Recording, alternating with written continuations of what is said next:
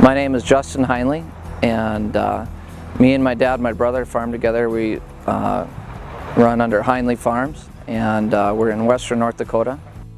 We had visited with Travis Messer from Plains Grains Agronomy last year, and he had kind of informed us about the yield savers. We had a bad drought, and we had a lot of variable sized cobs, and we put them on, and we were extremely happy with the results, because a lot of the variable size, the cobs, we would have lost them through the deck plates, and we figured we easily paid for them just with the sometimes 8 to 10 to 15 bushel savings we got with the dry corn and the shelling, and so we've been extremely pleased. In fact, we're going to order another set for an extra 5th corn header we got this year. Normally it's 65, 70 degrees this time of year. Now we're getting highs in the 50s, and then it gets really cool at night, and so it's very, we've had issues with where we have to open the deck plates a little bit to get the stalks to come through, because they're not cutting them off properly. By doing that, we had the one combine with the head without the brushes.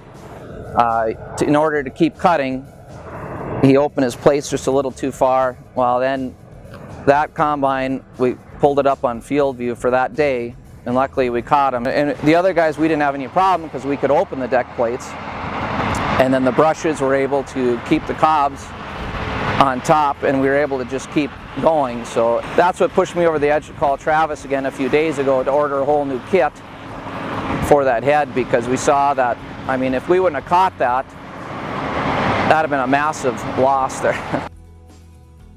Last year we probably put on 11,000 acres of corn through 4 machines, and so there is wear on the brushes because of all the acres we did. But this year we haven't replaced the brushes yet, and but we still noticed a huge 10 to 15 bushel savings again versus not having any brushes on that extra header we picked up this year. It doesn't look like it's new anymore, but it's still catching the corn, it's not hitting the deck plate, and it's still resting on top of the brushes 80%, 90% of the time.